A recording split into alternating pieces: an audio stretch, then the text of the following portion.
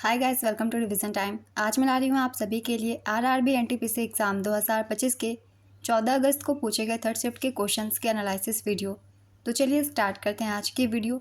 ये सारे question GK GS के हैं, मगर इसके लिए जो एक्स्ट्रा फैक्ट्स है बहुत ही इंपॉर्टेंट है, उनसे एग्ज़ाम में क्वेश्चन बन रहे हैं, तो उन्हें आप सब खासकर ध्यान से सुनिएगा। तो चलिए वीडियो को स्टार्ट करते हैं। मगर वीडियो को स्टार्ट करने से पहले अगर आप चैनल पर पहली बार आएँ तो चैनल को ज़रूर सब्सक्राइब कर लीजिए और साथ ही इस वीडियो को लाइक भी ज़रूर कर दीजिएगा। तो चलिए स्टार्ट करते हैं आज की ये वीडियो। और इससे पहले मैंने फर्स्ट शिफ्ट की और सेकंड शिफ्ट की भी वीडियो डाल रखी है। आप चाहते हैं अगर आप जीके की अच्छी तैयारी करें तो जाके उन वीडियोस को देख सकते हैं। तो चलिए वीडियो को स्टार्ट करते हैं और देखते हैं थर्ड शिफ्ट में कौन कौन से क्वेश्चन पूछे गए हैं। क्वेश्चन नंबर 1, 1857 की क्रांति का दिल्ली में नेतृत्व किसने किया था? इसका आंसर है बहादुर शाह जफ़र ने। 1857 की क्रांति में दिल्ली से नेतृत्व मुग़ल बादशाह बहादुर शाह जफ़र और जनरल बख्त खान ने किया था। बहादुर शाह जफ़र का नाम मात्र के नेता थे, जबकि वास्तविक नियंत्रण जनरल बख्त खान के हाथों में था। नेक्स्ट क्वेश्चन, भारत की पहली स्वदेशी एमआरआई मशीन कहाँ लगाई जाएगी? इसका आंसर है एम्स नई दिल्ली में। भारत ने अपनी पहली स्वदेशी चुंबकीय अनुनाद इमेजिंग यानी कि एमआरआई मशीन विकसित की है, जिसे परीक्षण के लिए अक्टूबर 2025 तक अखिल भारतीय आयुर्विज्ञान संस्थान एम्स नई दिल्ली में स्थापित किया जाएगा। नेक्स्ट क्वेश्चन, मन्नार की खाड़ी बायोस्फीयर रिजर्व किस राज्य में है? इसका आंसर है तमिलनाडु में।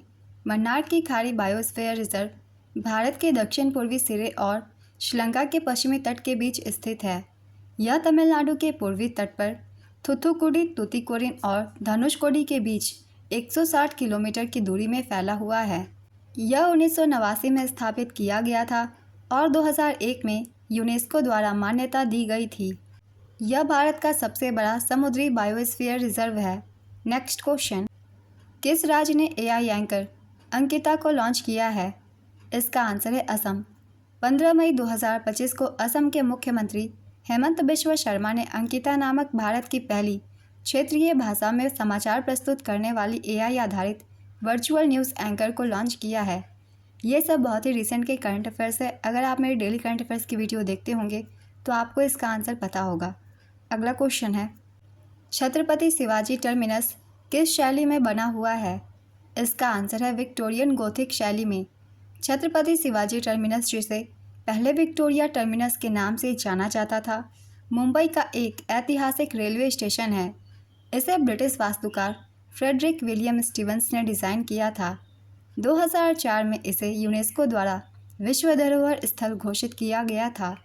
नेक्स्ट क्वेश्चन, ASCII का पूर्ण रूप क्या है?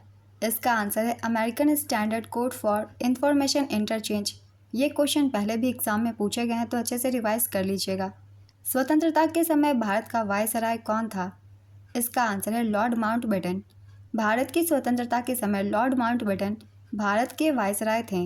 नेक्स्ट क्वेश्चन, भारत के राष्ट्रपति का एक कार्यकाल कितने वर्षों का होता है? इसका आंसर है 5 वर्षों का। मेक इन इंडिया की शुरुआत कब हुई थी? इसका आंसर है 2014 में। अर्थव्यवस्था को गति देने और भारत में निर्माण को बढ़ावा देने के लिए प्रधानमंत्री नरेंद्र मोदी ने साल 2014 में 25 सितंबर को मेक इन इंडिया कार्यक्रम की शुरुआत की थी। इससे पहले भी मैंने बताया हुआ था कुछ योजनाओं के नाम, ये कब शुरू की गई थी, जिसमें मेक इन इंडिया भी शामिल था। और देखिए एग्जाम में क्वेश्चन पूछ भी लिए गए हैं, तो जितने भी एक्स्ट्रा फैक्ट्स होते हैं उन्हें आप सब थोड़ा ध्यान से सुना कीजिए। मेक इन इंडिया की नोडल एजेंसी है वाणिज्य और उद्योग मंत्रालय। नेक्स्ट क्वेश्चन, भारत सरकार की प्रथम पंचवर्षीय योजना किस पर आधारित थी? इसका आंसर है हेरल्ड डॉमर मॉडल पर।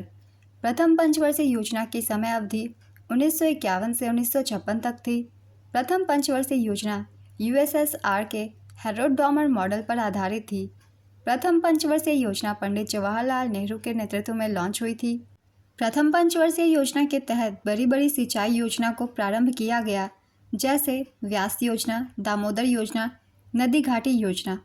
प्रथम पंचवर्षीय योजना में भाखड़ा नांगल बांध के लिए भारी आवंटन किया गया था। प्रथम पंचवर्षीय योजना के अंत में 1956 में 5 भारतीय प्रौद्योगिकी संस्थान स्थापित किए गए थे। ये सारे पॉइंट्स बहुत ही इंपॉर्टेंट है, इनसे भी एग्जाम में क्वेश्चन बनते हैं। कौन सी योजना कब शुरू की गई थी, या फिर भारतीय प्रौद्योगिकी संस्थान किस पंचवर्षीय योजना के दौरान स्थापित किए गए थे? तो इन सभी पॉइंट्स को आप सब अच्छे से रिवाइज कर लीजिएगा। अगला क्वेश्चन है, DPSP का उद्देश्य क्या है? इसका आंसर है भारत में एक कल्याणकारी राज्य की स्थापना करना।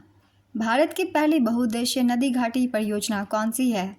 इसका आंसर है दामोदर घाटी परियोजना। दामोदर घाटी परियोजना दामोदर नदी पर आधारित एक महत्वपूर्ण जल संसाधन परियोजना है। यह परियोजना मुख्य रूप से झारखंड और पश्चिम बंगाल में फैली हुई है। दामोदर घाटी परियोजना को स्वतंत्र भारत की पहली बहुउद्देशीय नदी घाटी परियोजना होने का गौरव प्राप्त है। नेक्स्ट क्वेश्चन, पूर्ण कार्यात्मक साक्षरता का दर्जा प्राप्त करने वाला भारत का दूसरा राज्य कौन बना है? इसका आंसर है गोवा। मिजोरम के बाद पूर्ण कार्यात्मक साक्षरता का दर्जा हासिल करने वाला दूसरा राज्य गोवा बन गया है। गोवा ने यह उपलब्धि उल्लास के तहत प्राप्त की है। इससे पहले केंद्र शासित प्रदेश लद्दाख भी पूर्ण कार्यात्मक साक्षरता का दर्जा हासिल कर चुका है।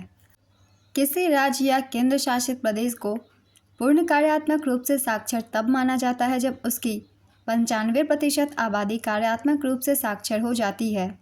भारत सरकार का लक्ष्य 2030 तक पूर्ण कार्यात्मक साक्षरता हासिल करना है। भारत सरकार ने पूर्ण कार्यात्मक साक्षरता हासिल करने के लिए 2022 में उल्लास कार्यक्रम शुरू किया था। राष्ट्रीय शिक्षा नीति 2020 के अनुरूप इसे 2022 से 27 के दौरान लागू किया गया है। ये कुछ इम्पॉर्टेंट पॉइंट्स थे पूर्ण कार्यात्मक साक्षरता से, तो ये बहुत ही इस साल के लिए इम्पॉर्टेंट है। आपके आने वाले एग्जाम में भी काफ़ी क्वेश्चन इससे बन सकते हैं, तो इसके बारे में अच्छे से समझ लीजिए। अगला क्वेश्चन है, 2025 का लक्स ऑडियंस अवार्ड किस फिल्म को मिला है? इसका आंसर है फ्लो। 2025 का lux audience award flow film को मिला है, जिसे गिंट्स जिल्बा लुडिस ने निर्देशित किया है। यह पुरस्कार 29 अप्रैल को ब्रुसेल्स में यूरोपीय संसद के हेमाई साइकिल में आयोजित एक समारोह में दिया गया था। नेक्स्ट क्वेश्चन, ग्रामीण क्षेत्रों के विकास के लिए कौन सा मंत्रालय जिम्मेवार है? इसका आंसर है ग्रामीण विकास मंत्रालय। कंप्यूटर का फुल फॉर्म क्या होता है? इसका आंसर है common operating machine purposely used for technological and education research. उत्तरी मैदान की क्या विशेषता है? इसका आंसर है उपजाऊ मिट्टी और उच्च जनसंख्या घनत्व।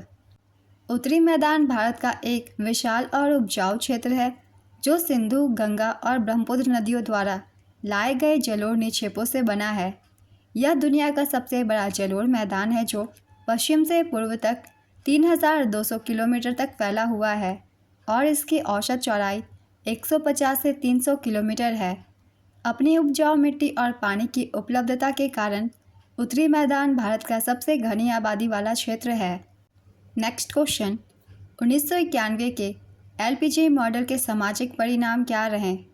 इसका आंसर है 1991 के LPG उदारीकरण, निजीकरण, वैश्वीकरण मॉडल के सामाजिक परिणाम मिश्रित रहे, जहां एक तरफ इसने आर्थिक विकास और रोजगार सृजन में योगदान दिया, वहीं दूसरी तरफ इसने सामाजिक असमानता और बेरोजगारी जैसी समस्याएं पैदा की। नेक्स्ट क्वेश्चन, 2025 में ब्रिक्स पर्यावरण मंत्रियों की बैठक कहाँ हुई? इसका आंसर है ब्रासीलिया, ब्राज़ील में। अप्रैल 2025 में ब्राज़ील के ब्रासीलिया में 11वें ब्रिक्स पर्यावरण मंत्रियों की बैठक आयोजित हुई। इसमें भारत ने 2030 जलवायु परिवर्तन एजेंडा को आगे बढ़ाने के लिए सामूहिक नेतृत्व आवश्यकता पर जोर दिया। पर्यावरण, वन और जलवायु परिवर्तन मंत्रालय के अतिरिक्त सचिव श्री अमनदीप गर्ग ने भारतीय प्रतिनिधिमंडल का नेतृत्व किया। नेक्स्ट क्वेश्चन, भारत में विलय होने वाली अंतिम रियासत कौन थी? इसका आंसर है भोपाल। 1 जून 1949 को यह रियासत भारत का हिस्सा बनी। नेक्स्ट क्वेश्चन, अनुच्छेद 312 किससे संबंधित है? इसका आंसर है अखिल भारतीय सेवाओं जैसे IAS, IPS, IFS के गठन से। नेक्स्ट क्वेश्चन, हाइड्रोक्सी बेंजीन किसका रासायनिक नाम है? इसका आंसर है फिनॉल का। यह बेंजीन से सल्फोनिक एसिड क्लोरोबेंजीन को NaOH से अभिक्रिया करके बनता है। नेक्स्ट क्वेश्चन, प्रायद्वीपीय भारत के पूर्व और पश्चिम में कौन कौन से सागर है? इसका आंसर है पूर्व में बंगाल की खाड़ी और पश्चिम में अरब सागर है और दक्षिण में हिंद महासागर है, ये भी याद रखिएगा। अगला क्वेश्चन है, इंफ्रासोनिक ध्वनि की आवृत्ति कितनी होती है? इसका आंसर है 20 हर्ट्ज से कम। भारत के पश्चिमी तटीय मैदान के उत्तरी भाग को डैश के रूप में भी जाना जाता है। इसका आंसर है कोंकण। भारत के पश्चिमी तटीय मैदान के उत्तरी भाग को कोंकण तट के रूप में जाना जाता है। यह दमन से गोवा तक फैली हुई है। नेक्स्ट क्वेश्चन, प्रधानमंत्री नरेंद्र मोदी ने जिनेवा में विश्व स्वास्थ्य सभा के 78वें सत्र को कब संबोधित किया था? इसका आंसर है 20 मई 2025 को। CD का फुल फॉर्म क्या होता है? इसका आंसर है कॉम्पैक्ट डिस्क।